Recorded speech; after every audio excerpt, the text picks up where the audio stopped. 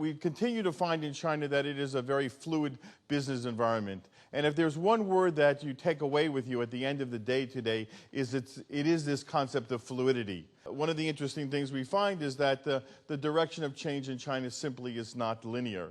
That is, there's a lot of discontinuity, and I put a quote up here that is very much a way to think about this. In China, you never get hit in the forehead, you always get hit in the temple. That is, no matter how you're looking out at the future, how you're looking out at where the economy is moving, the reality is that in many ways that you're always going to be surprised.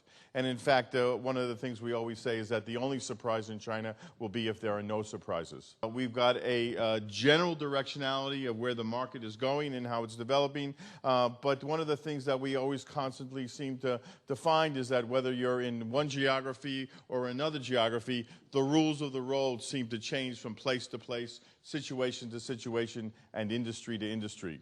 And so we're faced with this very, very vexing situation of how does one really survive and how does one prosper over the long term as one sinks deeper and deeper roots into that business environment. And so what we find is that the competitive landscape in China continues to shift, and it's shifting in multiple directions.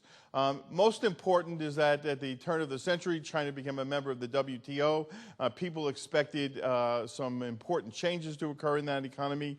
And what we've seen is that, yes, indeed, the business environment has opened up for many, many foreign companies. It's improved in many, many ways. But at the same time, we also see a business environment in which Chinese companies as well have sought to take advantage of these opportunities. And what the Chinese government now has been steadfastly committed to is making sure that Chinese companies simply don't get bulldozed over by the presence of foreign competition.